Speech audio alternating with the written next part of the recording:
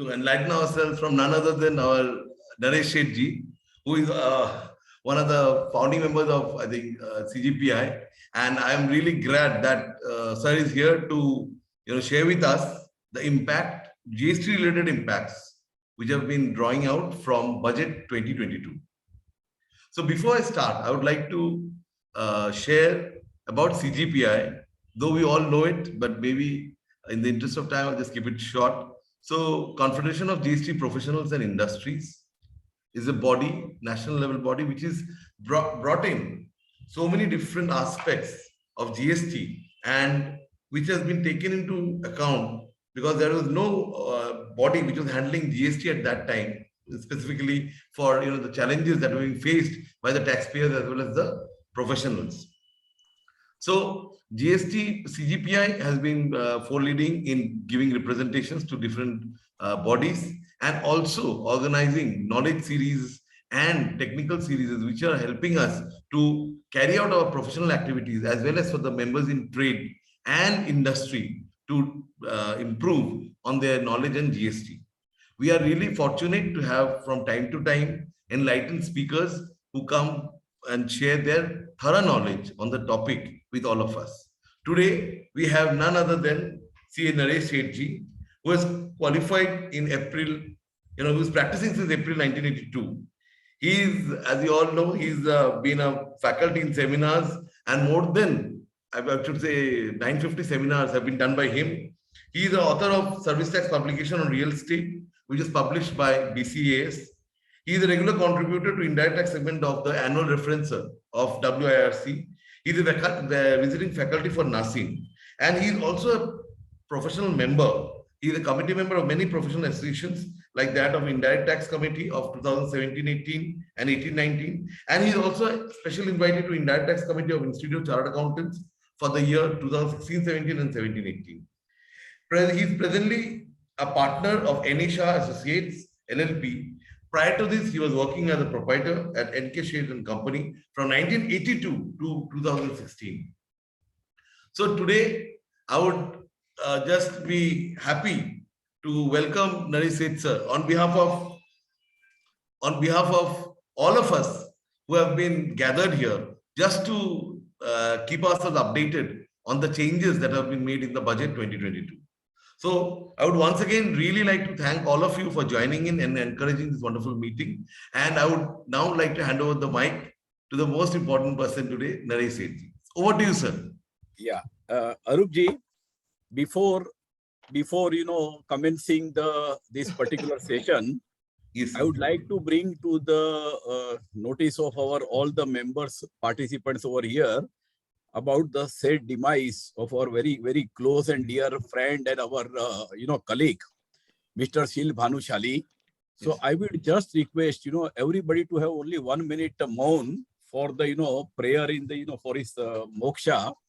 So I will just keep a maun of only 1 minute with permission of yours. Yes, sir. He was a very dear friend and he was one of the very, very great worker for our association. Right.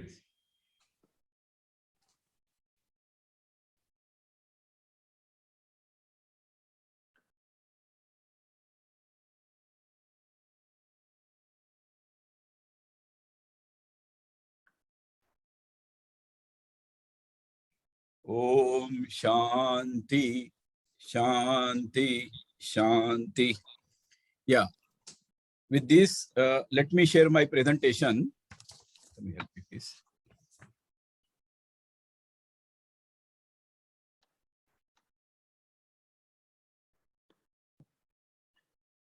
Full screen. Yeah.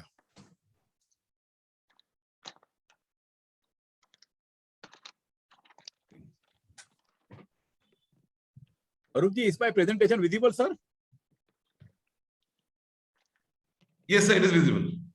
Full screen पे आता है, sir ji? Please, अभी full screen में नहीं है, अभी presentation mode में है. देखो.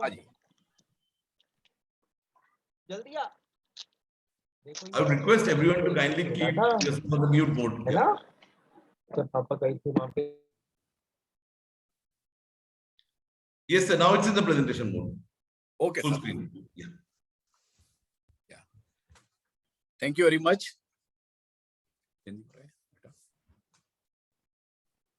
Yeah. Next slide. Friends, Finance Act. See, is it that relevant for GST? My answer would be the importance of the finance bill as far as GST, Finance Act and bill is concerned. It diluted to a great extent in the GST regime. For the reasons known to all of us, it is an evolving law and changes are made throughout the year.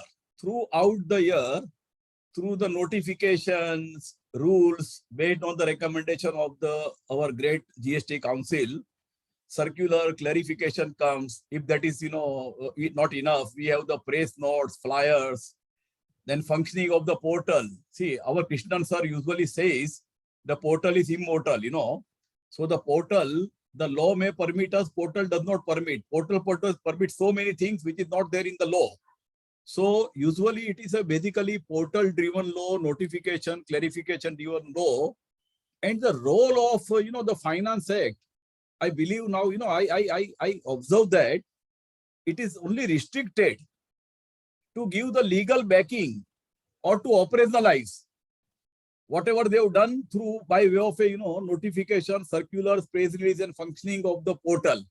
So perhaps this Finance Act is not that important for us as it may be for the direct tax practitioners.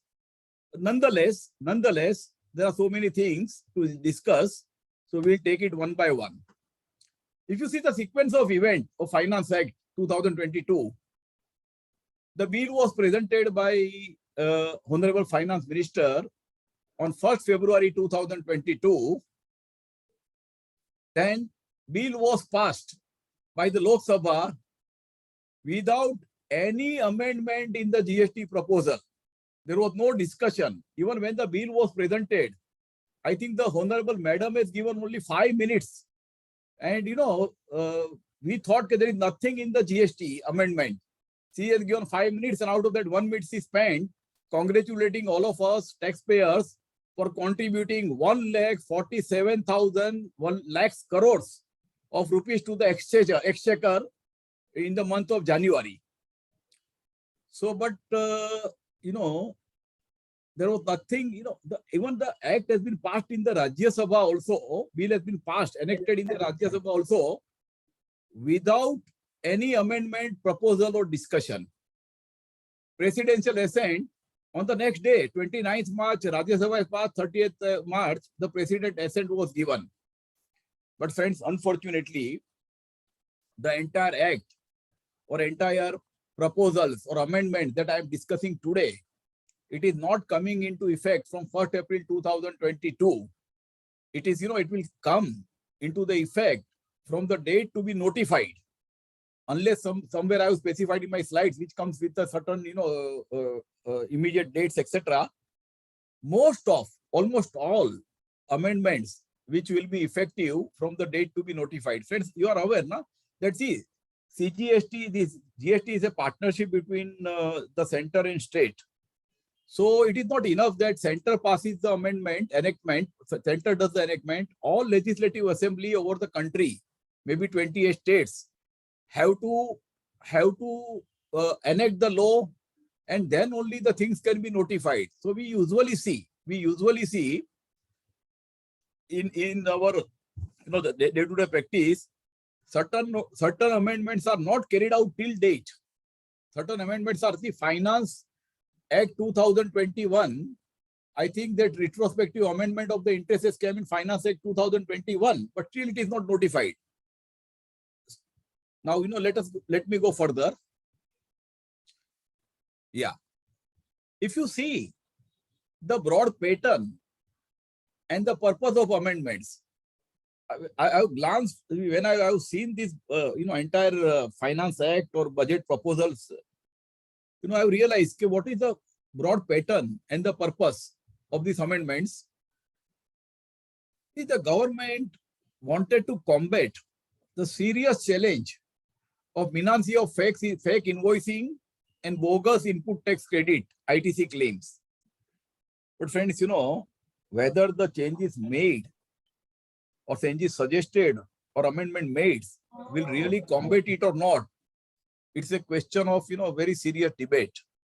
I think, the government is just trying to give the knee-jerk reactions to all these things. And in order to curb this so-called, fake invoicing and bogus input credits, the amendments are made in such a manner that the genuine taxpayers are getting adversely affected, and the entire concept of value-added taxation get diluted to a great extent.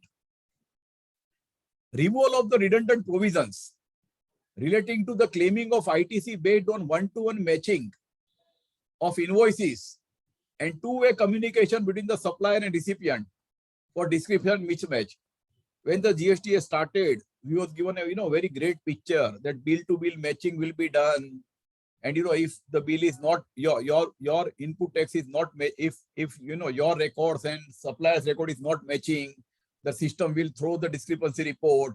Then one of them has to be one of them has to rectify it. All the systems, so-called very, very idealistic system was suggested or was made part of an act. But due to the system limitations and due to the voluminous transaction in this country, this was not possible. And basically, this provision says remained only on the paper. It was never operationalized. And entire GST was done. Entire GST Act, the implementation was done. I do not want to say that, but it was like in jugaad manner. Like, you started then 3B, instead of returning GSTR 2, you have started, GSTR 3, you have started 3B, and all the things have come, all sorts of, the shortcuts have taken place. So, one of the good things that government has accepted that these provisions are redundant and this is never workable. So in this Finance Act, they are doing away with this non-workable and redundant provisions. They intend to introduce the system-based granting of the ITC. Now the government feels that they will give us the bifurcation of ITC which we can claim and ITC which we cannot claim. We'll discuss it in the later slide. Then they are tightening the compliance requirement to make value-added taxation system efficient and robust. This is a good this thing, we'll discuss it. They have rationalized the time limit. They have rationalized the time limits. They have rationalized the time limits for claiming ITC. Yeah. Friends, can you put on the mute, please, if you don't mind? Yeah. Yeah. Rationalizing the time limits for claiming the ITC, issuance of the credit notes, rectifying errors in GST return forms, etc. Welcome changes, I will say that. And rationalizing the unjust provision relating to levy of interest on reverse. See, these are the 5-6 main objective and purpose of the Finance Act. Now let us see one by one. See what I have done. I have bucketed.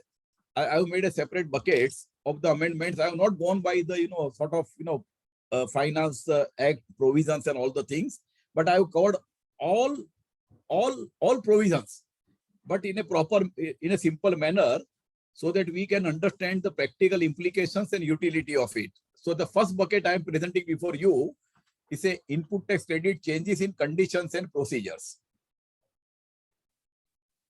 Friends, my presentation, you will find what I have done. I have given the pre-amended provisions, post-amendment position, and what will be the implications and issues. Entire presentations has been divided into the 3 parts. And friends, this presentation will be shared by our association to all the participants. So after this presentation is over, I will be sharing it with Arupji, and he will share with all the participants. So friends, as I have told you, we have section 37 before enactment.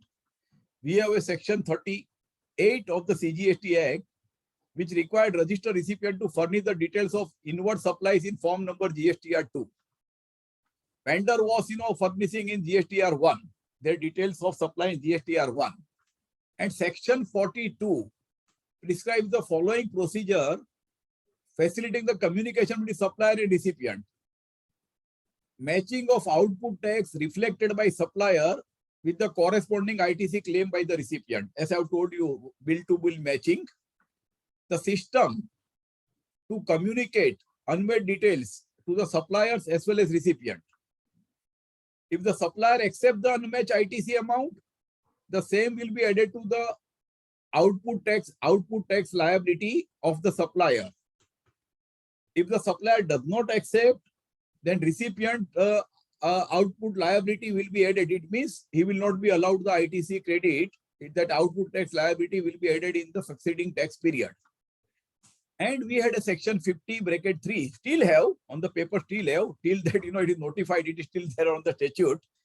Section 53 of the CGST Act, which provided for levy of the interest at the rate of 24% on the recipient for claiming the undue or excess ITC. This unmatched ITC, if you have claimed it, you are liable to pay the interest at the rate of 24%. And after some time, the GST portal has started generating, because the bill-to-bill matching was not possible. So GST portal has started the system of generating from GSTR 2A and now GSTR 2B based on the GSTR 1 filed by the vendors, statement of outward supply filed by the vendor. And today, as per the rule 36(4) of the CGST rules 2017, the recipient can take ITC only on what is reflected in GSTR 2A or GSTR 2B.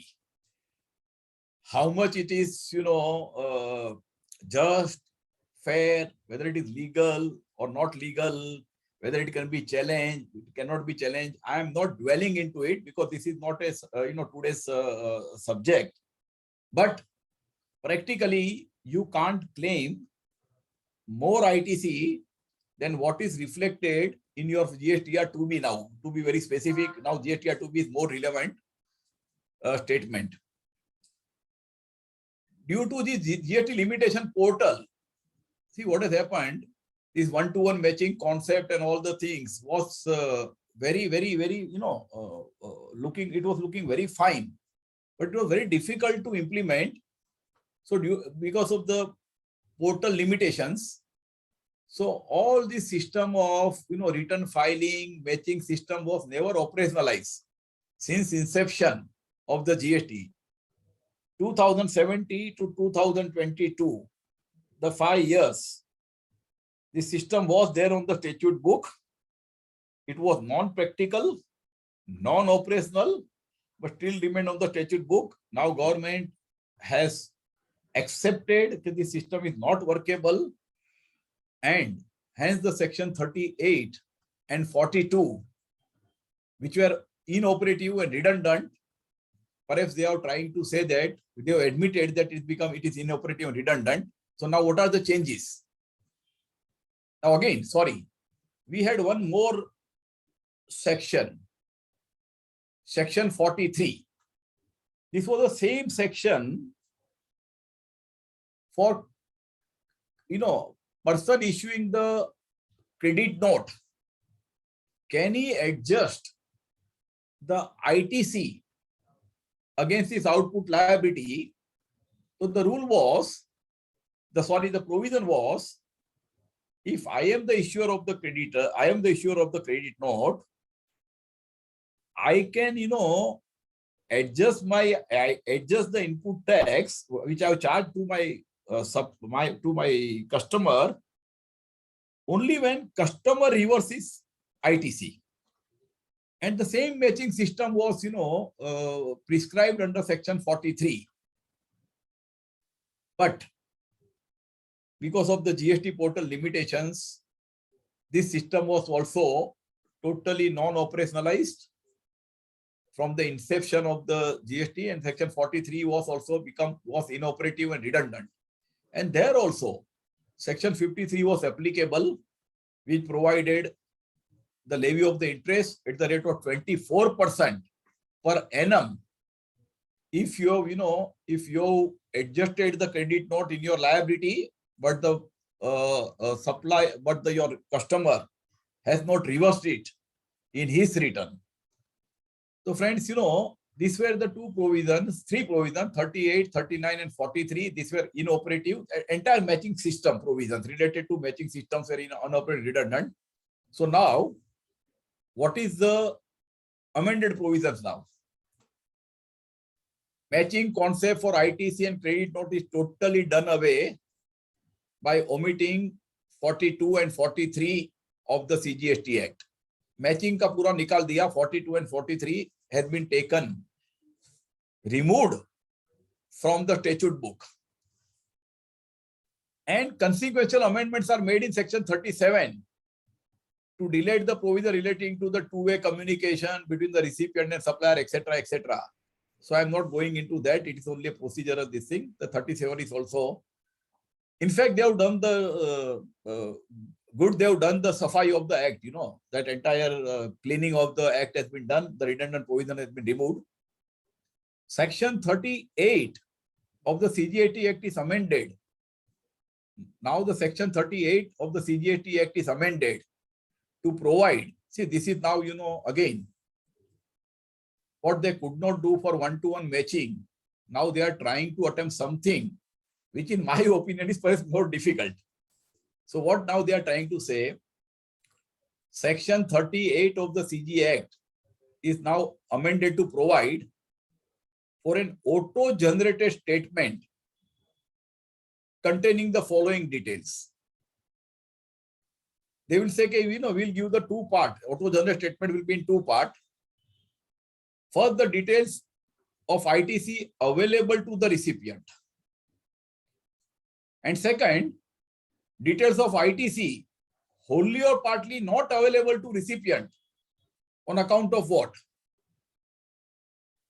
Vendors not issuing the invoice within prescribed period 1 month from taking the registration. Friends, you are aware, no, that if I am an unregistered vendor and I have issued some invoice, and within 1 month, if I get registration, within 1 month from getting the registration, I can issue the the invoice on the basis of which my customer can take the credit.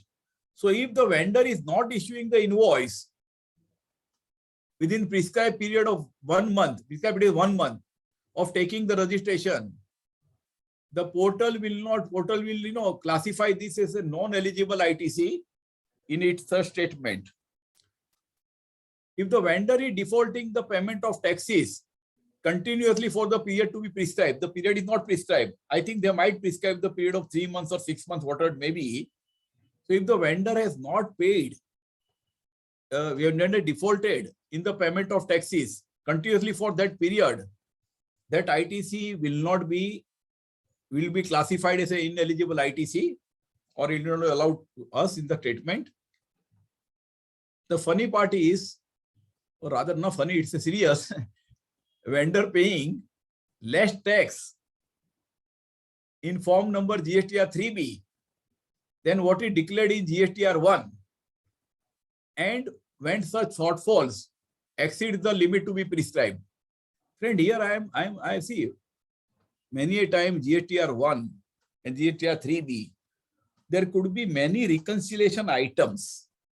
But here the system will mechanically, throw the report. Suppose if that, percentage is prescribed at 10%, and if my vendor has taken, if declared the liability in his, GSTR 1 of say 10 lakh rupees, and if he has paid, say 8,90,000 rupees, I will be denied the credit. I will be denied the credit. I don't know how it will be rectified, because my credit denied. What about the vendor? I am not aware. This is something, that will create a lot of confusion and mess. Vendor availing ITC in excess of allowable ITC appearing in form number 2B, and where such availment exceeds the limit prescribed. So if that guy takes the more credit, my vendor takes the more credit, then what it is described in form number 2B, the credit of his customers, of the recipient of the goods or services, will perhaps go into that ineligible credit. Vendor discharging his output tax liability through the electronic credit ledger in excess of permissible limits. This time we have the provision. See, Rule 86B was there. We say 1%, at least 1% of the tax liability has to be discharged from the case ledger in certain circumstances. If that thing is not done by my vendor, my tax liability will be, my ITC credit will be jeopardized. Recipient's ITC credit will be jeopardized. And this is not enough. There's a supply procured from such class of registered person as may be prescribed. I believe what they will do in this particular last item, they might have the blacklisted Hawala dealers, the list of the blacklisted Hawala dealers, and they may put, blanket ban. Anything you have taken from this is my assumption. I may be wrong also. The supply procured from such class of registered person as may be prescribed. I'm sorry, they say such class of registered person. They are not saying particular persons, but such class of a registered person. So I don't know what do you mean by such class of a person. But they might say, if you are taking that, if you procured service from builder, the builder is basically construction related services, so you should not be allowed blanketly. Some kind of things will come over here. Such class of person, correct? So now, this amendment will be effective from date to be notified. So we don't know when these things will come.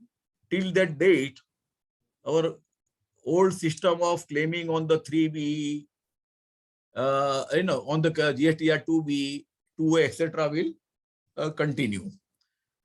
So, but when it will be made effective, it will create, lot of complications and mesh. See, some of the implications and probable issues I will just discuss. There are no rules which are prescribed to provide clarity on how this provision will be implemented. I don't know how this provision will be implemented. I am really surprised that how this provision will be implemented. It is I am getting lost when I see these provisions. It will be very difficult to implement because they want to do it everything through the system, where the default of the vendors results in the short payment of tax or express claim of ITC at his end. See, take the example, as I have told you, that if he had declared tax liability of say 10 lakh rupees in his GSTR 1 and he claims wrong credit, or he makes a short payment of say 50,000 rupees only. So my question will be whether all his customers will be entitled to proportionate ITC to the extent vendor is in compliance or no ITC at all.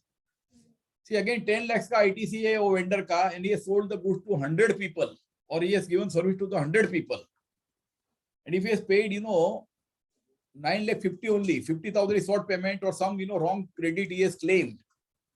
So all the credit which is due to all the vendors will be lost, or they will be allowed proportionate to the extent of 9 lakh 50. If my purchase is say 1 lakh rupees, I will be allowed, 1 lakh upon 9 lakh 50 into ITC. I am not aware. This is something, I am scratching my head. Whether the recipient will be eligible for input tax credit on subsequent rectification or default by the vendor. Maybe today I have paid 50,000, my vendor has paid 50,000 short. In the next month, he makes up by paying through DRC 03 or by, including it in GSTR 3B of the next, because you can adjust it in the, up to the September of the next month. So how that, the recipient which was denied the credit, how they will take the credit of that? I am not, at least, I am lost to understand that. So the bona fide recipient will suffer on account of the lapses, defaults, or I should have put the word errors also. See, it is not only lapses. My team has, should have put the word errors over here. Genuine bona fide errors, lapses, default, and other sins of the vendors.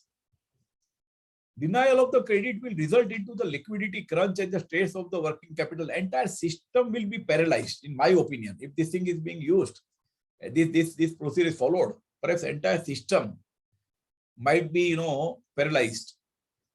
So much of the onerous responsibility of disciplining the vendor is casted on the recipient to ensure that the vendor is fully compliant. In GST, we can't comply our own returns. We can't comply with our own requirements.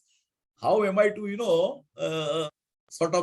see that my all vendors are fully complying with the payment of tax, claiming and utilizing ITC and filing the returns as per the law? So my business will be to follow up with the vendors rather than doing my business. Additional clerical work of ongoing reconciliation. So much of the reconciliation will be required, additional clerical work of ongoing reconciliations. Whether the dependence on system will create further mess and chaos in the business. We have all seen the track record of our GSTA portal. So whether the dependence on the system or rather over dependence on the system will create the further mess or chaos for the business. In my opinion, our objective of seamless credit will fade away. It is already faded. It will further fade away. And friends, now coming to the legal points. These amendments are really contrary to the ratio laid down by judiciary in the following cases, wherein it was held that the recovery of the tax should be made from the vendor who has charged the tax before seeking the reversal of credit at the recipient's end.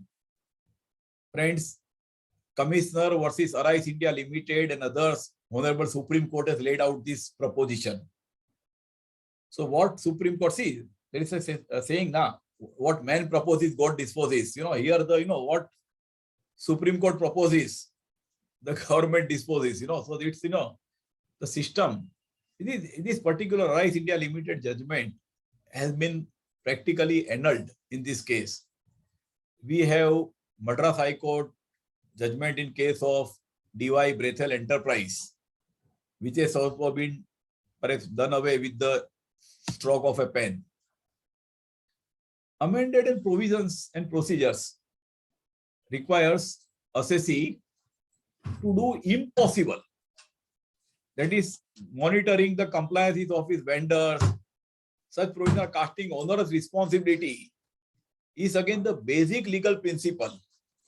That means the Latin words, I cannot read it. Latin words, it is difficult for me to read. Lex non cogit ad impossibilia means the law cannot compel a man to do that which he cannot possibly perform. So many judgments I have cited where the laws, you cannot put a onus which is difficult for me to perform. Why I should suffer? The basic question that remains, why I should be penalized for somebody else's failure or failure of the department, failure of the the government to control the vendors or suppliers who are primarily the taxpayers under the Act. So this is something, it's a very serious question of the law, very serious question. So as I have told you, such kind of amendment procedures might paralyze the system of free flow of ITC and may not achieve the objective of removal of cascading effect of the taxes and reducing the prices for ultimate customers. And friends, I have told you, maybe our lawyer friends who may be attending this seminar they may think of whether such amendments is violative of Article 14 of the Constitution and can be challenged in the courts.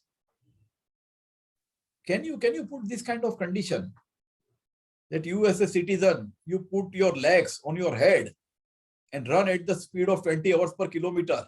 This kind of impossible conditions are being stipulated in given case. Can it be really be challenged or not? That is up to my lawyer friends. Will the government noble intention of granting system-based credit will fructify, seeing the portal's poor track record till date? I am just putting a very innocent statement. Okay, will it fructify? We don't know. At least even most optimist person will also think twice before giving the optimistic answer to it. And again, as far as the credit note is concerned, see, for ITC credit, they said, okay, we'll at least give you form number 2 and 2B. So we can match it and we can take the credit, etc., etc., etc. And they are saying, okay, we'll give you the statement, what will be the eligible credit, what will not be eligible credit, correct? But no such mechanism for the credit note issuer, for credit note. Whatever credit notes are issued, whether the other person has reversed it or not, where is the mechanism for me to know? Person issuing the credit note, I don't know what is the mechanism, and the system, they will not provide for it. So friends, I don't know whether these amendments are well thought of or not. Has anybody really given the thought? Okay, is really this, whatever you are, see, the law making is a serious proposition. Earlier that, whatever law they have proposed, it was unoperational or redundant and remain on the statute book for 5 years. Whether this amendment also will face the same fate or not, only the time will tell. But let's proceed further. I should not be sounding much pessimistic, but I don't think I'm pessimistic. I am realistic. That's what I feel. Now, second amendment means, that we have done with, the matching system and everything. Now I'm coming to the reversal of ITC on non-payment of tax by the vendor. See, we have section 16(2) bracket C. It was there from the inception, which says recipient can claim the ITC only if tax on supply is paid by the vendor to the government. This is a part of an act itself from inception. Now, what is the post-amendment position? The registered person shall claim ITC on the self-assessment basis instead of provisional basis as provided in the existing law. What do you mean by this? This means if something is appearing in form number 2B and 2A, you are not taking the credit on the provisional basis. You are taking the credit on the self-assessment basis. You are taking the credit. And then what happens? After, see, it is not guaranteed that something is appearing in 2B. The tax has been paid by the vendor. Correct? GST 1 ke time pe to, you are not paying the tax. The 3B can be delayed. 3B can be, can be delayed. 3B can be, the tax can be paid later date. And all the things can happen. So what law says, the amendment, says, a registered person shall be liable to pay reverse the ITC in respect of tax not paid by the supplier, along with the applicable interest at the rate of 18% per annum. A registered person will be entitled. The good thing they have said, a registered person will be entitled to reclaim such ITC when the vendor makes the payment of the tax. For example, as I've told you in the earlier slide, the government will come out with this. They will tell you that this ITC is not available to you because the vendor is not paid. But आपने वो 2B के ऊपर से ले लिया है ITC. So in that case, you may be required to reverse it. You have taken the ITC, suppose in the month of January, and that report from government comes in the month of March. This is not, this ITC, this tax is not paid by the vendor, so you cannot take the ITC. So you will have to pay the interest for that period till he does not pay it. You have to, till you don't reverse it, you have to pay the interest of rate the rate of 18%. Acha, you reverse it, you paid the interest 18% only, and when that gentleman pays it, at that time, you can reclaim the ITC. So again, I am not finding anywhere okay, when that person pays, the vendor pays the tax after some time, what is the mechanism of intimating me the tax has been paid so I can reclaim it? I am not seeing that thing in system. At least I have not been able to, find out what will be the mechanism. This amendment will be effective from date to be notified. Means it is not yet notified. It might take 6 months. It might take 3 months. I don't know. It is a matter of, prediction. What are the implications and probable issue of this? No express provision in the statute for re-availment of the ITC on payment of tax at a later date by vendor. At least I am not finding any express provision in the statute for re-availment of the ITC on the payment of tax at a later date by the vendor. How the recipient will be in a position to ascertain whether the tax has been paid by the vendor at a later date. Again, what will happen to recredit of the ITC when the tax dues from the vendors are recovered in a piecemeal manner through the recovery proceedings or garnishing provisions?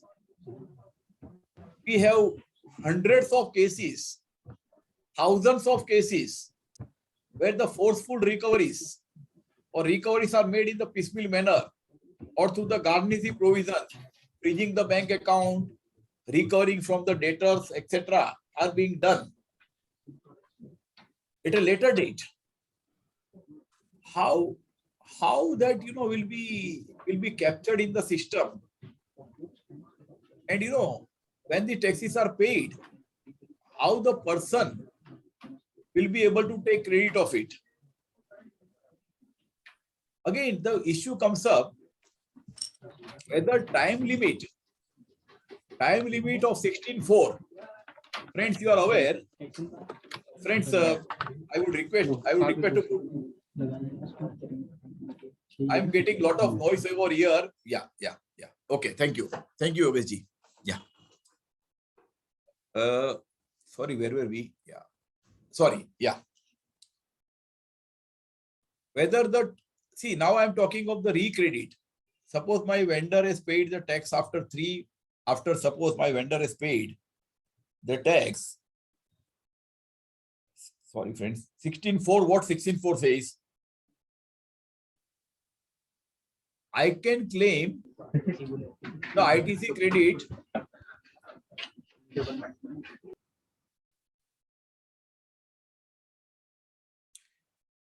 I can take the ITC credit for the year ended on March 22 till the now as per amended provision 30th November of 22.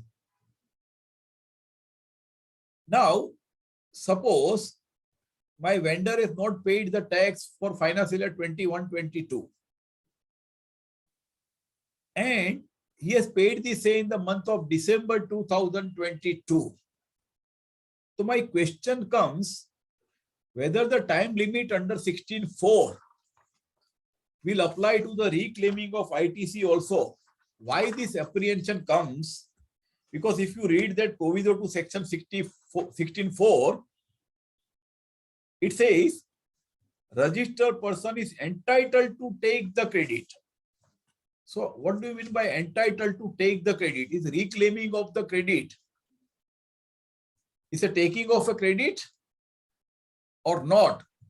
That will be the, that will be the issue. Check your connection on this.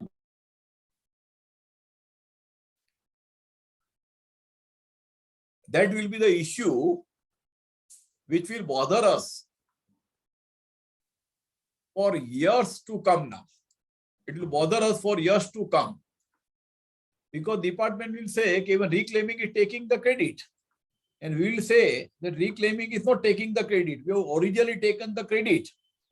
We have reversed it and we are reclaiming it. I think it is better that government comes out with some clarification on this particular issue. Otherwise, it's a, it will be a great source of controversy, and it will, will create a lot of litigations and heartburns. This amendment proposed to levy the interest on the recipient for the default of vendor. Now, my question is whether recipient would be, see, I have paid, okay, I have reversed the ITC credit, I have paid the interest at 18% also. But when my vendor pays the tax, I will be reclaiming the ITC credit. But will I be entitled to the interest which I have already paid? I am not seeing any provision. I am not seeing any provision in the act. So I don't know, means interest ka kya hoga? Does it mean that, because the interest will be double payment, because that vendor also will pay the interest for the delay. And I am also paying the interest as a recipient. So government is, getting the benefit twice. So I will be getting the refund as a recipient of the claimant of a ITC? No, doesn't seem there is no provision of it. Provisions are not there. There is no provision in this thing, but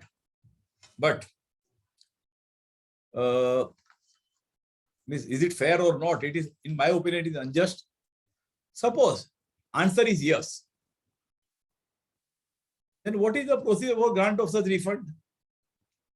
What will be the limitation period of claiming such refund?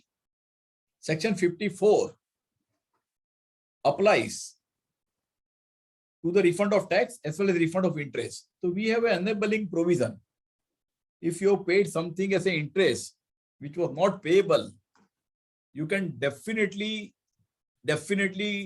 take the recourse of section 54 and claim it. But the issue will arise.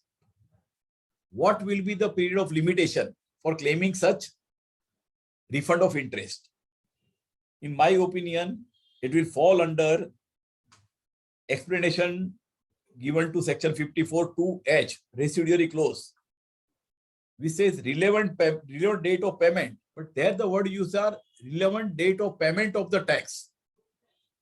It is not, perhaps interest word is not used. But I think we have to take an harmonious interpretation, because if you see that section, it uses the word explanation 2(h) is residuary clause that uses the word date of payment of the tax. In any other case, the date of payment of the tax. So whether the tax includes the interest or the tax has to be, construed as tax and interest, all the thing we need to, all this thing will be definitely a source of litigation. It will lead to lot of litigation and lot of I say, the hassles for the assessee. Now, I am coming to another provision which is amended. Restrictions on utilization of balance in electronic credit ledger.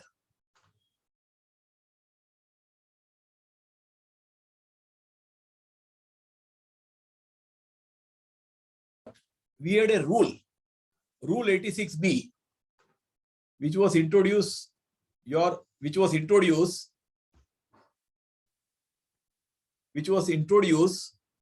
somewhere, I think 1 year back, this rule 86B, I'm not remembering the date, which casted an obligation, 86B kabhi introduced hua, which casted an obligation on assessee to pay the 1% output tax from electronic cash ledger. Sorry? Yeah, this rule number 86B was introduced from 1st January 2021, which says at least 1% of output tax should be paid from electronic credit ledger, where the value of the taxable supply, other than exempt supply, zero day supply, in a month exceeds rupees 50 lakhs. But this was not applicable to certain specified situation and assessee. तो कहने का मतलब आपका 50 लाख के ऊपर जो है tax, 50 lakh के ऊपर turnover, sorry, taxable supply there per month 50 lakh के ऊपर, तो at least 1% you have to pay, 1% you have to pay from the electronic cash ledger. And who are the exempted category? Any person or entity having paid more than rupees 1 lakh of income tax in the last 2 years. Any person who has received the refund of rupees more than 1 lakh rupees in the preceding financial year. It does not apply to government, PSU, local authority, statutory bodies, etc. So this was a rule which was made. I don't know how many people are following it.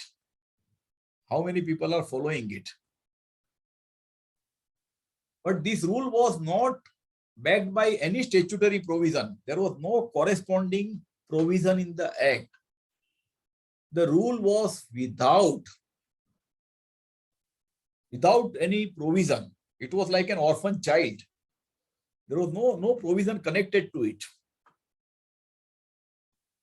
So now what government had done, section 4912 is inserted in the Act to empower the government to specify limit, definitely on the recommendation of the GST Council, up to which output tax liability can be discharged from electronic credit ledger, subject to certain conditions and restrictions as may be prescribed. So earlier power was not there. This power has been taken. Amendment is effective from date to be notified. Now I am coming to the implications and probable issues. Friends, I have already told you, if your vendor do not comply with this provision, then your ITC credit is lost. Apart from that, see, simply this provision has been inserted to provide the legal backing to Rule 86B. In GST legislation, unfortunately, the rules are made first, notifications are made first. It has operationalized also without backing of the proper provisions. And when that mistakes are realized, or when there is a budget session of Parliament, the Finance Act is to be enacted. At that time, all these provisions are getting enacted. I think it is something, it is basically, you are putting the cart before the horse. This is what something, is happening. Is it fair to insert such provision empowering the rule-making authority to restrict the utilization balance for the discharge of the tax liability? You have hundreds of restriction on the ITC availment. After validly availing the ITC, the legitimate money, your money, what is the logic of putting, these kind of things? But, it has been put. Is it fair? I don't know. It is apprehended. See, my apprehension at least there. Such power might be used indiscreetly. Today they are saying 1%. Tomorrow they may say 50% should be paid. out of the electronic cash ledger. This can result into the hardship and liquidity crunch for the taxpayers. The virus of this provision might be challenged on the ground of excessive delegations of powers without ascribing reasonable contours of exercise of the said power. We don't know, because the Act says as may be prescribed, and the prescription comes in the rules. The rules are made by rule making authority. In the Act, you are not saying. Act may, you should have said that there cannot be more than 1% or 2% or 5% or 10%. The contours, the limits up to which the power can be exercised by rule making authority should be specified in the Act itself. So I think this is something which is going to create, my opinion, lot of issues, hardship, and perhaps high-handedness of the department or misuse of the power also. Some beneficial proposals. Let us see what is beneficial for the assessee. Rationalization of interest on utilization of a ITC. Friend, what was the pre-amendment position? Interest leviable under section 53 was at 24%, at the rate of 24% per annum on wrong availment of ITC, whether you utilized or whether you are not utilized. It's something, whether you utilize or not utilize, you are liable to pay the interest at the rate of 24% under section 53. And department was of a view,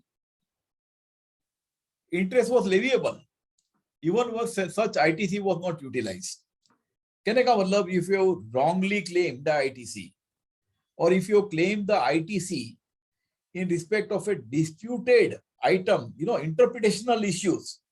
See, for example, I will give the classic example of Safari Retreat today.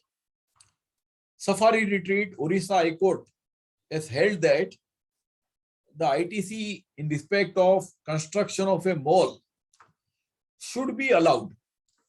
The matter is lying before the Honorable Supreme Court. Honorable Supreme Court has not stayed the Orissa High Court judgment. And this is the only solitary High Court which has opined on this issue.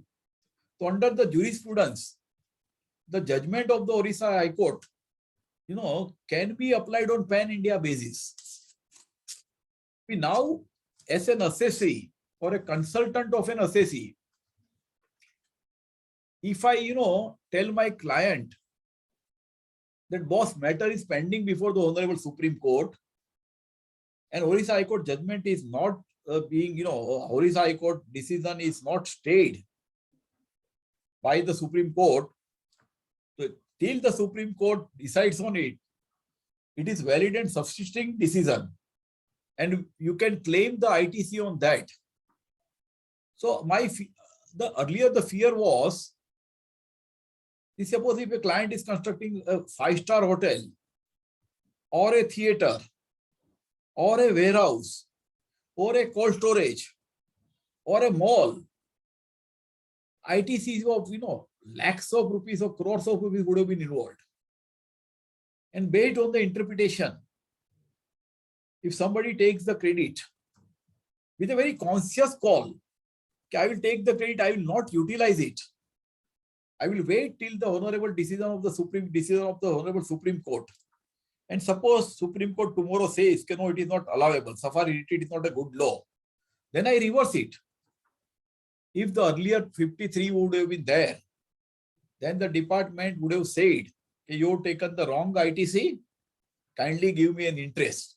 The Supreme Court might come out with the judgment after 3 years, 4 years, 5 years. So 5 years interest. So, you cannot take even the legitimate credit which you feel you should take, So, thankfully, what is the post-amendment position? Section 53 of the Act has been amended Again, with respect to effect, 1st July 2017. It has been retrospective with 1st July 2017 to say that, number one, 2 amendments are there. The rate of interest is reduced from 24 to 18%. It's reasonable. It's still not reasonable because while they are giving me refund, they are giving me 6%. But while charging the interest, they are charging 18, but it is better than 24. So it's an, interest would be leviable at the rate of 18% per annum. And second thing is, interest would be leviable only when utilization of ITC resulted into the short tax payment. It means if I have not utilized the ITC, I will not be liable to pay the interest. Again, see the funny thing is, when I say to my client, कि boss 1st July 2017 से amendment हो गया है, then on the other side, I'm telling the client, but this amendment is not become effective because this amendment is becoming effective from from the date to be notified. See, and I have seen so many officers, since this amendment has not been carried out, it's not been notified, they are issuing the show-cause notices. They are trying to recover the interest for this period. So all these things, creating a lot of what I say, the unnecessary hardship, litigation, etc., etc., etc. And it creates a lot of the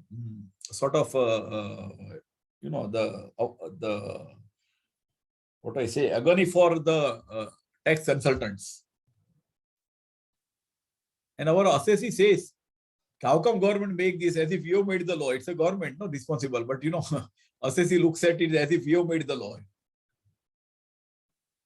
Now let me come to the implications of this particular amendment. Implications and probable issues. Interest will be leviable only on utilization of wrongly levied ITC, that I've told you. Interest will not be levied when the ITC reversed without utilizing the same, that I've told you. These are the implications. And amendment takes cognizance of well-settled jurisprudence laid down by Supreme Court in case of a Maruti Udyog Limited, wherein it was held that interest is leviable only on the use of government's money. If somebody is not using the government money, where is the question of he is paying the tax to the government?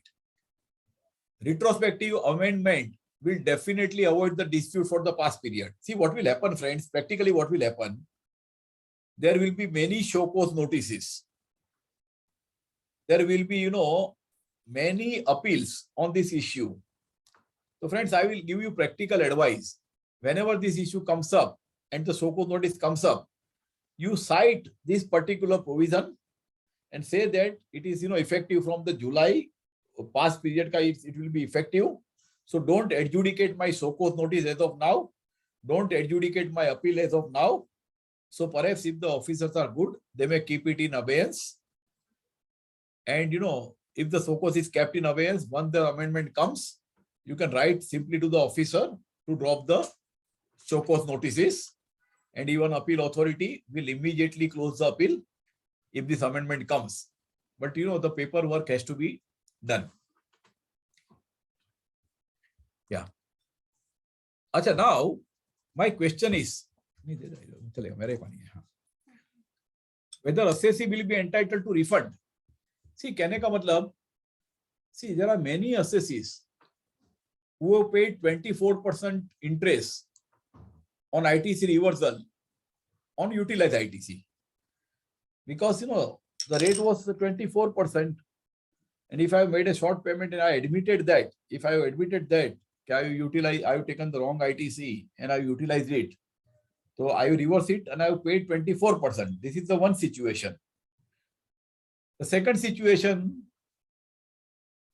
even many a time, the department has, recovered the interest on unutilized ITC also. Reversal of the unutilized in both the situation.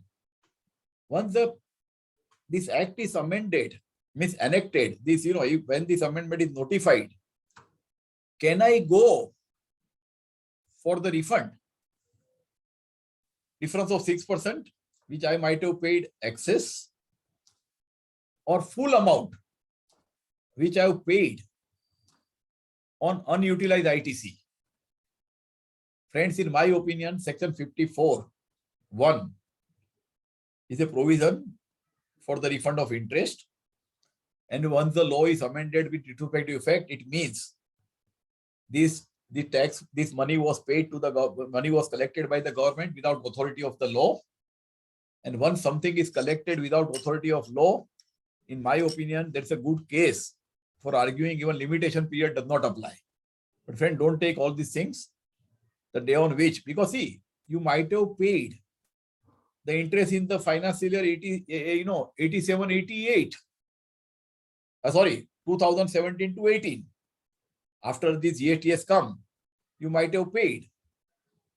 The period of limitation, if you go by the act, it's a 2 years from the date of payment.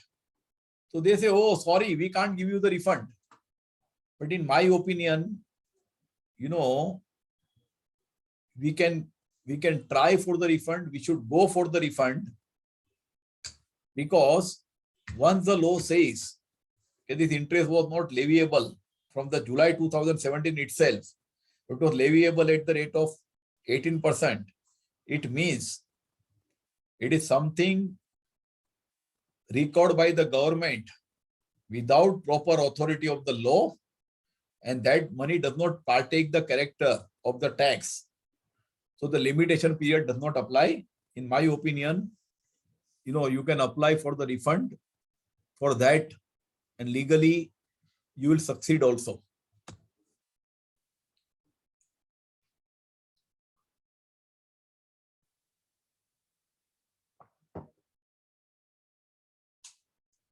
Refund related amendments. I think I have done, I have completed the ITC related amendments, certain beneficial amendments. Now I'm coming to the refund related amendments.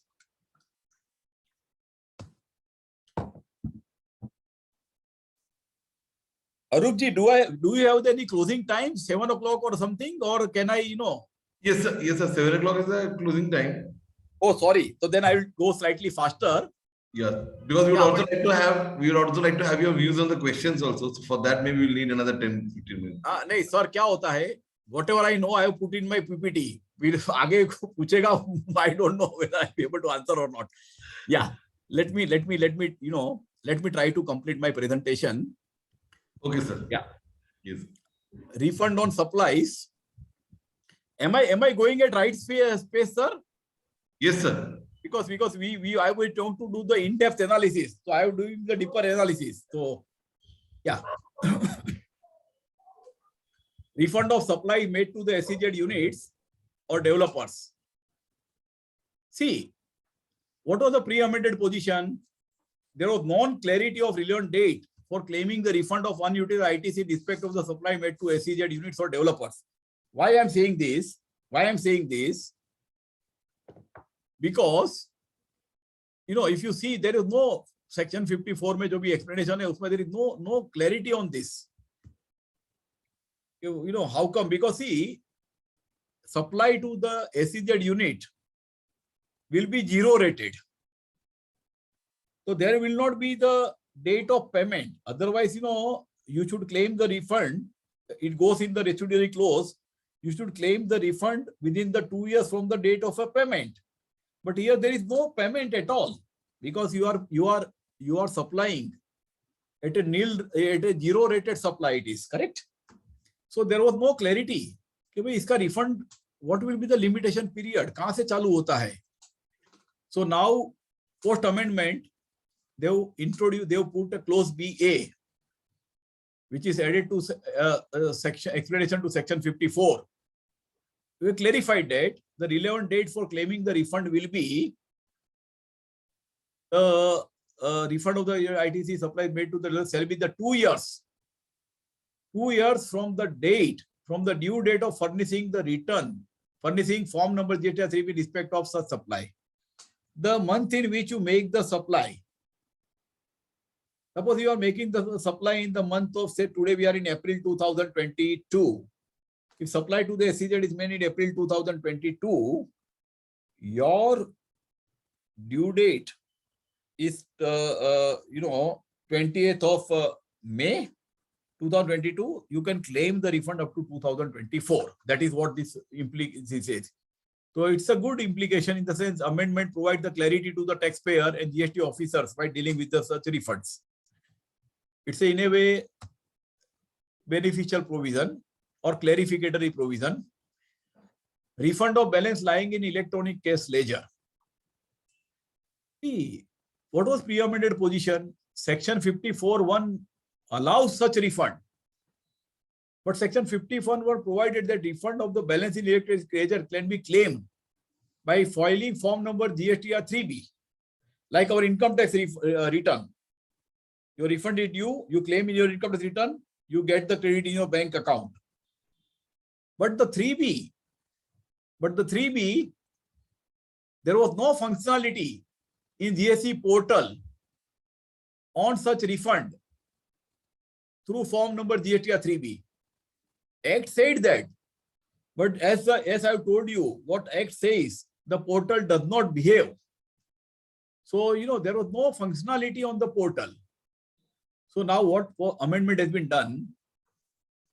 Proviso to Section 51 is amended to provide a specific form through which refund of balance lying in electronic case ledger can be claimed. Practically what people were doing, even our office was doing, we are filing that refund application form. And our experience is the officer were granting it. Officer was granting it, but some officers who said, 3B mein karna chahiye, there is no other form, etc., etc., etc. But good that now they have specified it. And this amendment will be effective from the date to be notified. Another very good provision they have made, transfer of the balance in the electronic credit ledger. Suppose you are having a multiple registration. And in one registration, you have a excess cash balance in that in an electronic cash ledger. Earlier provision was not allowing you to transfer balance of your own electronic credit ledger from one registration to another registration. Suppose you have a registration in Maharashtra and Gujarat. In Maharashtra में आपने गलती से 10 लाख रुपया excess cash ledger में भर दिया है instead of Gujarat. And Gujarat में now the tax liability is there. So that was an issue. The person has to apply to the Maharashtra refund and Gujarat mein he has to pay the cash. So now that amendment, Section 4910 has been amended to allow the taxpayer to transfer any amount, whether tax, interest, penalty, fee, etc., of CGST or IGST available in the cash ledger to another registration in the same state or different state. You might have the two different registrations in the same state, then same state or different state, but having the same PAN number. So you cannot transfer it to your associate concern, but you can transfer to your own registration, division, branch, etc., which is registered. So it's a welcome provision. It's absolutely welcome provision. Such transfer will not be allowed if there is an unpaid liability in his electronic credit ledger, liability register. Suppose in Maharashtra, I have an electronic credit ledger, my liability is there. So I will not be allowed to transfer my balance in the electronic cash ledger. Naturally, it is the government will keep that much of the, the precaution. And such transfer of balance of CGST, IGST cannot be done to the SGST or UGST head of another registration. Only CGST, SGST में आप वहाँ transfer कर सकते हो. You cannot transfer in the SGST or UGST of other state. Amendment is effective from the date to be notified. Implication, welcome provision for at least assessee having the multiple registration. They may not have to face the hassles of the refund. Now, adjustment of refund against the unpaid liability. See, earlier, Section 5410 empowered the government officer, empowered the proper officer to withhold or adjust the refund which has arisen on account of zero-rated supplies or inverted rate structure in following circumstances. if the claimant has defaulted in furnishing any of return, or claimant has not paid undisputed tax, interest, or penalty. So for these two reasons, the refund can be held up by the officer. But which refund? Only refund on account of the zero rated supplies or on account of the inverted duty structure. And proper officer can withhold the refund till the time such default is not rectified. So this was the pre-amended position. Now, what is the post-amendment position? What they've done, they've widened the power of the proper officer to withhold or adjust any refund for the same reasons. Claimant defaulted in the furnishing of any return, claimant not paying the tax of undisputed, claimant not paid undisputed tax, interest, or penalty. Earlier, only two refunds can be held: inverted rate structure refund and the zero rated this thing. But now, even this refund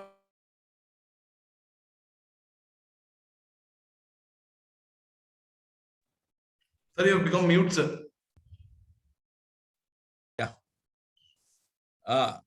yeah. So now, sorry, can I go 1 minute?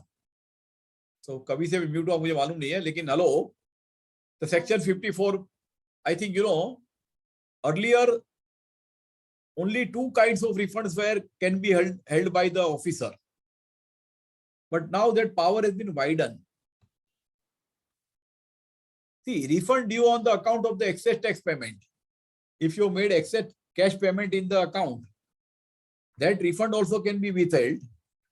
Refund of pre-deposit of the tax. You might have paid the pre-deposit for filing the appeal, and that refund also can be withheld. The refund of balance lying in electronic cash ledger. So any kind of refund. Earlier there was received two refunds. Now any kind of, so they widened the power of the officer. Now there is a refund claims where there is change in time limit. Friends, you are aware that specialized agency of consulate and embassy are entitled to claim the refund of input tax paid by them, because whatever goods comes to them, it is not exempted. The vendors levy the tax, and this particular embassy or United Nations organizations can claim the refund. The time limit was earlier was yeah, Bhavesh bhai, can you mute please? Yeah, refund application. See, this embassy can make the refund application within 6 months from the end of the quarter in which such input tax was paid, inward supply was received. So, the maximum period was 9 months. 3 months quarterly, and uske baad 3 months in any, see, suppose if you have taken the inward supply on 1st April, so you can take the credit up to the 31st, you can claim the refund up to 31st March. Correct? But now that time limit has been extended to 2 years. It is extended to 2 years. So it's a good provision. Change in the time limit for compliance, nothing new. Earlier, all these compliances were to be done from the month of September up to 30th September. A due date for filing the return of September, that is 20th October, correct? Or furnishing of annual return, whichever is earlier. Which were there, the compliances. First, the availment of input tax credit under section 64 of CGST Act on the basis of invoice. March 22 ka, you can claim the credit only up to 30th September, which is duly declared in your return of 20th October, on 20th October of 2022. Similarly, time limit for issue of the credit note for March 22 will also be the, the September following the date. With September 22, you have to do that. Means it should have been reflected in the 20th October, this thing, a refund. And all time limit for rectify the errors in GSTR 1, GSTR 3B, or GSTR 8, that is TCA return. All the time limits was 30th September. That is, you have to rectify in the return which filed on 20th October. All these dates are extended up to 30th November following the end of said financial year or furnishing relevant details. See, here the issue only will come. 30th November means you will take 30th November is the date. Means by filing the return for the month of September, you are filing in, return of October, which are filing, you are filing on the 20th November. और 30th November means you will take the position कि जो November तक का return जो मैं December 20 में भरता हूँ, in that I can do it. I am, my personal view is, it should be 20th of December because earlier of the following dates, 30th November. 30th November में आप adjust किया नहीं, you are reporting it in the 20th of December. So this could be a, view. And what they have done, see, the earlier slide, why they have done this? And it's a welcome provision because extension of time limit will provide an opportunity to the assessee or taxpayers to rectify the error surfaced in the course of statutory audit or tax audit, which usually happens by 30th November of succeeding financial year. Generally, audits are happening after September. So, when the audit something comes up, we are not able to rectify it. So this gives us an opportunity. This is a very good provision in my opinion. But they have reduced one time limit. Earlier, they were given the extension to the time limit. Here they have reduced the time limits. In which case, furnishing of return by non-resident taxpayers in GSTR 5. Earlier date was the 20th of succeeding month. But now they have said 13th of the succeeding month. They have preponed the date by 7 days. मुझे लगता है कि non-resident को flight पकड़ने का जल्दी होगा तो they have given the date. It seems that because otherwise I don't see any reason for preponing only for the 7 days. Now, writing certain compliances. Arupji, I will take 10 minutes. Is okay, sir? Yes, sir. 100%. Yeah. Now there is nothing much left. So, yeah. See, tightening of compliance. Let us first talk about GSTR 1. Pre-amended position. If you are not filed, suppose GSTR 1 for the month of March or for the month of February, then also you were in a position to file the GSTR 1 of the April. Now, what is the post-amendment position? Section 39(4) is newly inserted, which does not allow the taxpayer to furnish the details for outward supply GSTR 1 for a tax period where he has not filed the form number GSTR 1 for the previous tax period.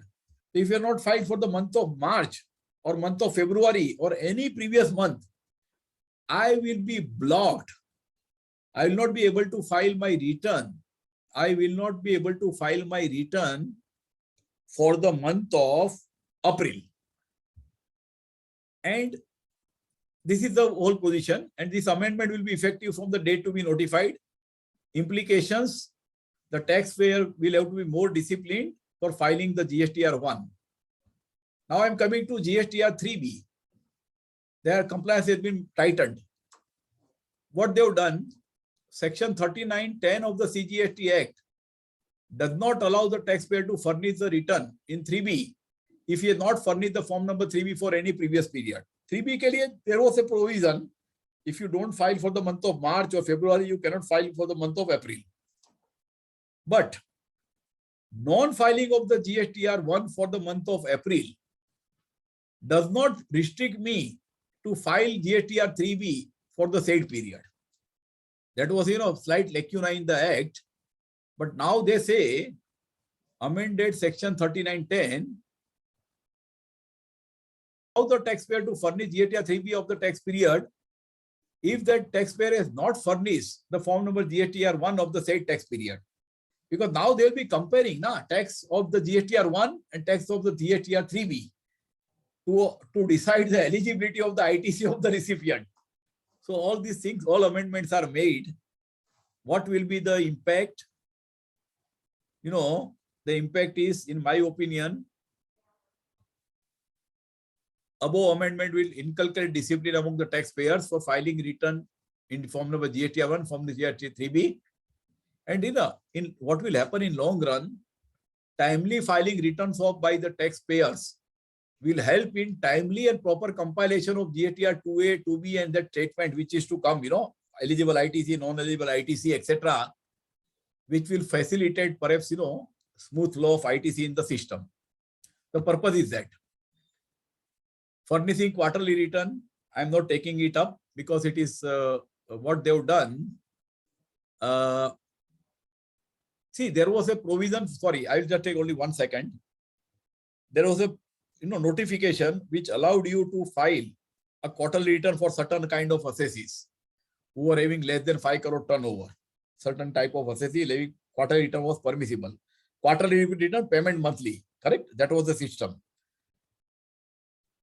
But it was through notification. Now they have brought an provision in the act.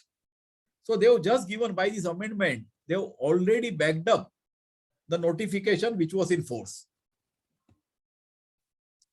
Cancel of a GST registration.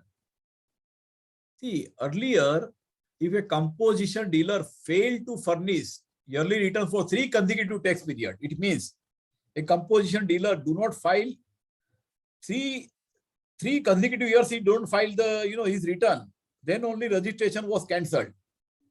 But now, what is the position? If the composition dealer does not file the return beyond the 3 months from the due date of furnishing of return, the due date of furnishing return for the composition dealer is 30th April. So 30th May, June and July. If he doesn't file before 31st July, suppose 22 July ka return for 21-22 financial year 21-22, if he does not file the return by 31st July, that registration of a composition dealer can be cancelled. That is what the position now amended. And secondly, if the regular taxpayer failed to furnish the return for continuous period of 6 months, as of today, the regular return filers registration can be cancelled if you have not filed the return for 6 months continuously. Now they are saying that they will be prescribing the period. They will be prescribing the period. I don't know whether the period will be 3 months or 9 months or 12 months. I don't know. But they are going to prescribe the period. Till date, no such period is prescribed. But I think they will reduce the period. They will perhaps reduce the period. Instead of 6 months, they might bring 3 months.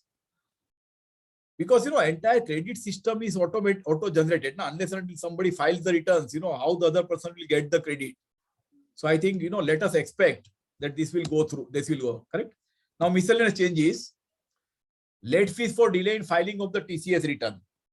Friends, earlier, electronic commerce operator is required to file the TCS return.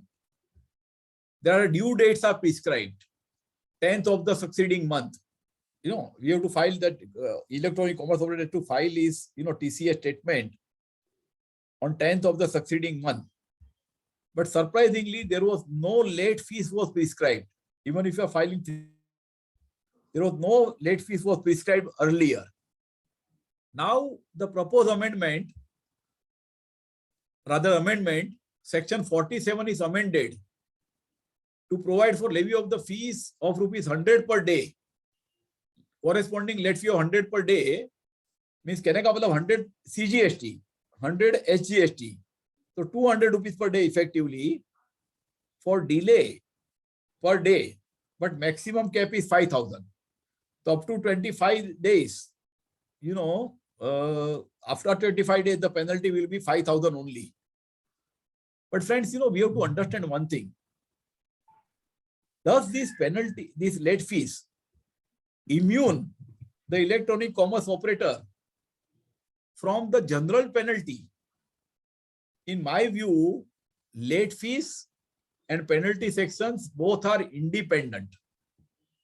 So, simply by you say, oh, I paid the late fees of 5,000 rupees, 5,000 CGST, 5,000 SGST. So I am not liable to penalty. No. The department can levy the residuary penalty under section 125 of CGST Act, which can be rupees 25,000 under GST, CGST and 25,000 under SGST. And this fees, friends, mind well, it can be per statement. If you filed, all the 12 statements late for the year, then the penalty can run up to, just calculate, it can run up to the 6 lakhs also. So we have to be very careful in all such, miscellaneous compliances. Retrospective amendment, I think the waste generated during the production of fish meal. Naresh sir, but you said now the upper cap is 5,000 per return. Vandaben, what I have told you, I will just see, upper limit is 5,000 for the late fees. That's why I'm telling you the late fees are different and penalties are different. Okay. So paying the late fees does not immune you from the penalty. Okay. That is something, that's why I have drawn the attention. We have to be, very careful. Acha, retrospective exemption, waste generated during the production of fish meal. Earlier it was taxable. The exemption has come from 1st October, but now they have realized why not from 1st July to 2017 to 30th September 2019. So any waste generated for generating fish meal, production of fish meal, whatever waste is generated, scrap is generated, except fish oil. It means fish oil will be taxable, but remaining byproducts will be exempted for the earlier period. So, but the government, again, the second exemption they have given, granting an alcoholic license by the state government during the period first supply to 1st July 2017, 30th September, shall neither be treated as supply of goods nor supply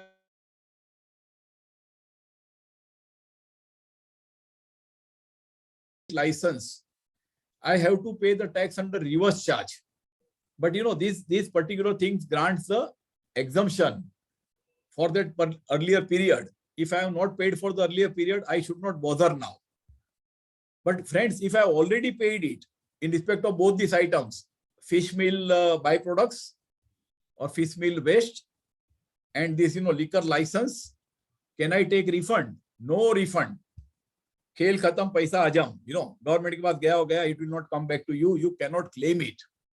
So amendment will be effective from 30th March 2000. This is the only amendment which is immediately coming into effect from July. So if somebody has received the show cause notice, some appeals are pending from this issue, you can cite this and you can get the quest. You can get the SCN quest.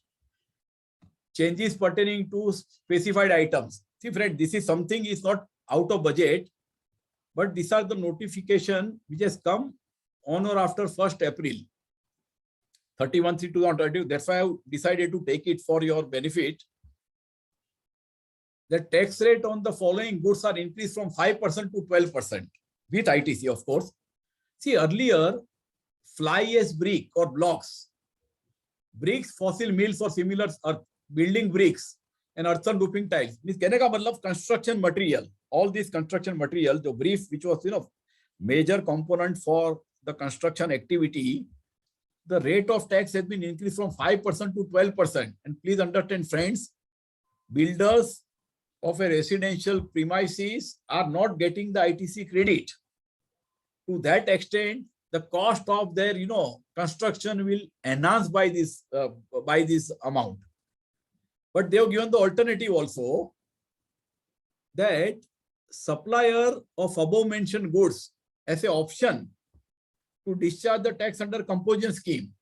And that tax is 6%, not 12%, but it will be 6%. But that person will not get the ITC credit. So in short, either you will pay 12% for it or you will pay 6% for it, but cost of material will go up. And above return, see, above is effect immediately from 1st April 2022. Please understand, it is 1st April 2022. तो आपका जो भी construction material में dealer होगा, see, we have our friends may be having lot of clients who are dealing in the construction material, bricks बेचते, ये बेचते, वो बेचते, तो you know, we have to see that their tax rate has already been increased. And again, what they have done for all these kind of a goods, the bricks, etc. See, friends, you are knowing now that if you are exclusive dealer in the goods, the threshold limit for registration was 40 lakhs rupees. But what they have done now, at least for these goods, the bricks, etc., the threshold, they say it will not be 40, it will be 20 only. See, exclusive goods ke liye, if you are exclusive dealer in the goods, all these goods, and your turnover less than 40, you are not required to take even registration also. But now, this particular amendment says that if your turnover is 20 lakhs rupees, then also you are liable to take the registration. And again, one more thing, what they've done, the manufacturer of the bricks, all these bricks I have told you, different kind of bricks, they are not eligible for a composition scheme. Suppose manufacturer का turnover 1 crore से नीचे होगा, so he cannot say I want to go for a composition scheme for 1%. It means either compulsorily for the manufacturer 12% or 6%, but he cannot go for 1%. But the trader is mercifully are not covered, are not taken out of the composition scheme. The trader of bricks, etc., are not taken out of the composition scheme. So traders can still take advantage of composition scheme of under 1%, which manufacturer will not be able to do.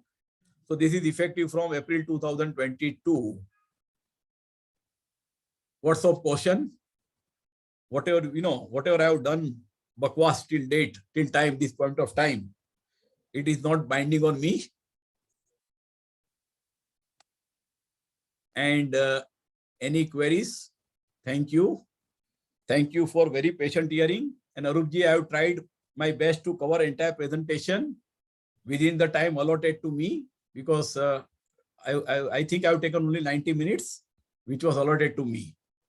And I hope I have done the justice to the job, because our association is very, very particular about the quality of the deliberation. So I hope that I have matched with your expectations. Thank you very much. And if there are any queries. Thank you, sir. As usual, again, sixer and century. And not only you have covered in time, but your best thing is, sir, you have covered everything in detail. And to the extent the time could permit, I think we have utilized the 100% time capacity. So, sir, we have some questions. So Sure, sir. maybe I will quickly take the questions. Please, sir. Please, sir. So one question is that how will it be known that the new registered vendors had issued in 1 month? Sir, even God doesn't know. Sir, the problem is this. See, I have told in my lecture that whatever they have said, the onus on them to now tell us. Onus is them to tell us, correct? That they will generate auto-generated statement saying that this will be eligible, this will not be eligible. So non-eligible, the system has to tell us. So in my view, we are absolved of that onus of finding whether the vendor has issued the invoice within the 1 month from the date of registration or not. I will put it that way, sir. And secondly, sir, generally, in the vendor invoice, you will have a GST registration number. Right. Correct, sir? And maybe many of the vendors have the system of GST registration number, maybe, issued on such and such date. Some of the vendors are writing. And if they are not writing, I don't know whether the portal, can you go on the portal and check the GST number is effective from which date?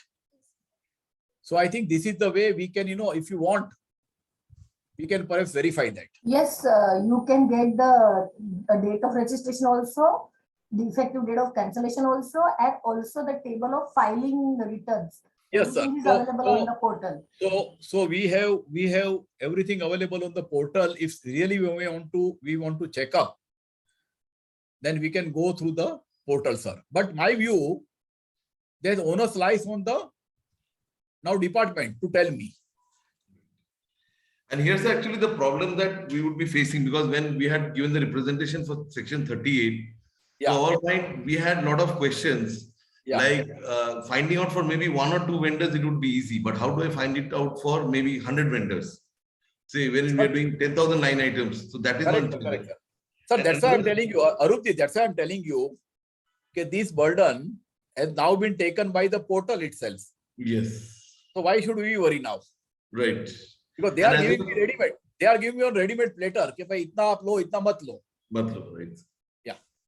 And so as you rightly pointed out, I think in this deliberation only, that how far it is feasible, because the section has been maybe, assented to, but how far this is going to be feasible from the implementation of rules. Very ambitious scheme by the government. Very ambitious. Because we are going to the second level, wherein I'm saying if my vendor has taken a wrong ITC, I'll be disallowed. So how far can I actually go to that level of checking? And sir, please understand, Arupji, I Yes. told in my first lecture, July 2017, that entire system of matching and all the things. It will be like, have you seen the cycle stand in the railway station? If one cycle falls, all the cycle falls, Right. So if this credit is not passed on to this vendor, then he will fail, then he will fail, and he The will domino fail. effect will be there. Entire Kashmir to Kanyakumari, all cycles will fall. Right. Right. And we have also shared with us wonderfully as to how ये एक स्वच्छ GST अभियान भी है, जहाँ पे rule section 42, 43 को हटा दिया है. Since they're not implemented, so that is not there. 5 साल तक कचरा रखा था. हाँ? And another important thing that I think is today's takeaway, which I think we all have realized and we have to implement also, it is that leaving all arguments aside, I think as Sir has shared, that 2B is the ultimate source. Yes. Whatever arguments we have, not right, not right, Article 14, Section 16 giving the word. But I think, Sir, 2B will be the ultimate source on which we have to go for our ITC matching going forward. Yes, sir. Yes, sir. Yes, sir. And another thing is that about the reclaiming of credit, maybe there is a huge demand from the trade कि 16.4 का हम लोग नहीं ले पा रहे हैं क्योंकि मेरा ITC नहीं दिखा रहा है 2B में, तो क्या करें, उसका तो लॉस हो जाएगा. So maybe that's why this amendment has been given, that you take the ITC, since you have taken a wrong ITC, pay, reverse it with interest. Within 16.4 you have to avail the ITC, and later on when the vendor shows it, maybe you can avail the ITC. Sir, but only Arupji, उसमें problem क्या आएगा? Whether that time limit of 16.4 will apply or not. On the reclaiming. Yes. That will be another controversy will start. Right. So that is one key part of our representation that we are given, that reclaiming किस basis पे होगा, because for the time being we have reclaiming only for Rule 37. Yes, sir. 180 days. And finally, Sir has also shared about how 30th November, that angle is also not finalized or frozen. Whether it is about the October return or how this 30th November will be derived, that also Sir has shared. So I think overall we had a lot of key takeaways from today's session. And once you get the PPT, maybe again we'll study it once again to revise. I will send you today itself. Yes, and we will also share it from CGPI to all the participants. 100%, sir. 100% you can share it karke. If you want to put this on the YouTube also, this lecture. Yes, sir. This will be on the YouTube also. Absolutely no problem, sir. There is nothing which I have, spoken. It is perhaps, derogatory to anybody. So I think it is, we can put it also, sir. So it's just for the information of all the participants that the PPT will be shared with all the participants who have attended. And also in our CGPI YouTube channel, this particular series will be added maybe within 7 days, that we need some time for the editing and the time lapses and all those technical issues which is done by the backend team. So post that within 7 days, we will be uploading this on the CGPI YouTube channel. So you can go there and also view the video once again, because I'm sure that like me, all of you also need a revision of this wonderful presentation today. So sir, only one my request, not only to the participants of this meeting. Yes, sir. I think I would like that, every member of the CGPI gets yes, it. Yes, that is the answer. It is for CGPI members, everybody will get it. So all the CGPI members will be. Okay, sir. Because I heard that participants of this. Specifically participants of today's meeting, because there are some non-members also. But all the members by default they'll get the presentation. Okay, sir. So at the outset, I would, since we don't have any questions and we are already close to time, so I would once again like to bow down and give my deepest respect and gratitude to all the participants for joining. Only thing is that you have to thank my colleague. Yes, sir. Yes, sir. Yeah, she is Tanvi Gupta. Yes. She looks like an article clerk, but she's a chartered accountant. And whatever the PPT that you are seeing or whatever thing you are seeing, this Tanvi is a person who has made it. Okay. So I was like a playback singer only. She is the creator of this particular wonderful PPT. So this, we have a lot of hopes from this young, bright, the chartered accountants. Right. Just I wanted to give the due credit to her. Yes. So she also deserves a lot of compliment for this wonderful job.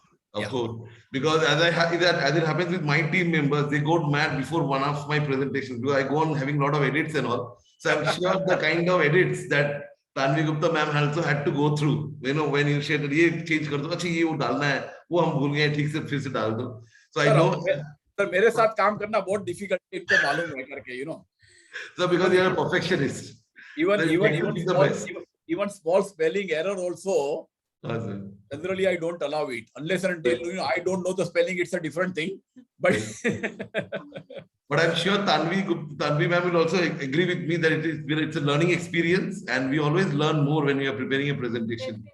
Because as we know that giving increases knowledge. So that way, thank you very much. And I would, as I was sharing that, thanks to all the participants, because it's only because of encouragement that Naresh sir would actually, have that joy of sharing this presentation for almost 2 hours without any break and without anything. So thank you very much. And thanks to Naresh sir, I don't have any words to express, because I just called and told him, sir, ऐसा एक session है sir, आप अगर sir time दे सकते हो तो sir, without thinking, he said, कर दो, बस time अब बता दो कौन सा है. And he just checked and his appointment and just confirmed it within no time.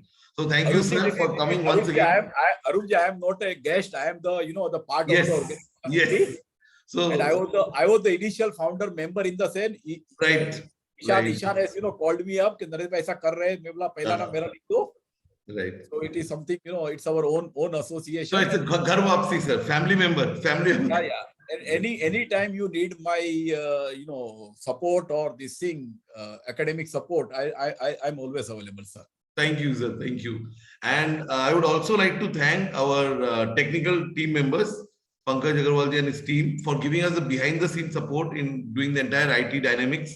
So thank you very much for providing all the support, because of which, sometimes he was muting and they were attending, accepting the guests and all. So thank you very much to them. And I would just request all of you to be connected with CGPI, because it's a mission and vision to broaden GST and also to take the GST issues to different forums through which, as Naresh was saying, that through which issues can be resolved and concrete ideas could be got.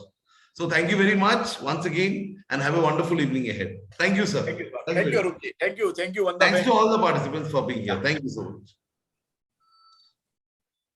Lalit ji, आप end कर सकते हो session. Yes, sir.